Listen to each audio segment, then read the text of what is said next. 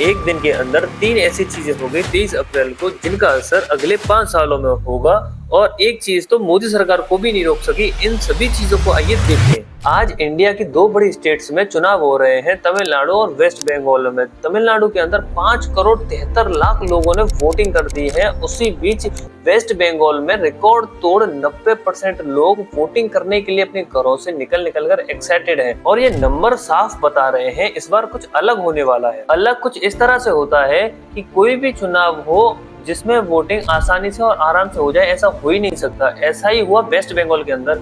एक voting booth पे एक ऐसा धमाका हुआ जिसको देखकर सब दंग रह गए। वीरभूम के पोलिंग बूथ पर इस तरह से हंगामा हुआ कि लोगों ने चिल्लाना शुरू कर दिया कि हमारे वोट टीएमसी को जा रहे हैं, रजिस्टर्ड बीजेपी को हो रहे हैं। इस बीच फिर से एक ईवीएम दोबारा से कंट्रोवर्सी के अंदर आता है। इन सभी सिचुएशंस को हैंडल करने के लिए सेंट्रल फोर्सेस पहुंचती हैं, फिर सेंट्रल फोर्सेस इन सभी सिचुएशन को हैंडल करती है। इस बीच 30 मिनट का फिर से डिले होता है वोटिंग में।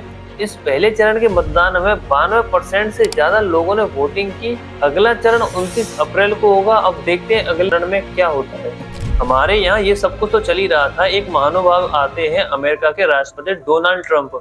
उनका एक सोशल ट्रूथ पर वो अपना अलग पोस्ट कर रहे होते हैं। कब क्या पोस्ट करते हैं किसी को कुछ नहीं पता। और इसी बीच कांग्रेस मोदी जी से डिमांड कर रही है ऑफिशियल प्रोटेस्ट मांगने की। और इस पर मोदी जी ने क्या कहा, हमने सिर्फ रिपोर्ट्स देखी है। इस तरह के छोटे मोटे स्टेटमेंट बीजेपी की तरफ से देना ये कोई आम बात नहीं है। बीजेपी की ये पहले से ही कई बार इस तरह के स्टेटमेंट और भी दिए हैं, चाहे जिसमें किसान आंदोलन हो गया, चाहे इसमें महिला पहलवान आंदोलन हो गया, चाहे इसमें जातिगत जनगणना वाला आंदोलन हो गया। इसमें इस तरह की स्टेटमेंट बीजेपी सरकार इसलिए देती है कि वो बैकएंड में पहले काम करती है, उसके बाद वो बड़े स्टेटमेंट देती है। ये चीज अच्छी है और हमें भी इस चीज पे ध्यान देना चाहिए। उससे पहले हम जानते हैं कि ये कांग्रेस बिल पर ये प्रोटेस्ट क्यों कर रही है, क्योंकि ये चाहते हैं कि जो महिला आरक्षण बिल है वो तुरंत पास हो इसी समय।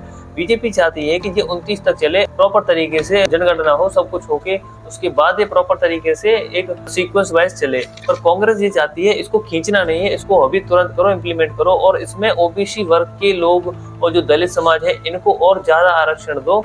इसमें अकेली महिला आरक्षण की बात नहीं है, इसमें कई चीजें इसमें जुड़ी हुई है।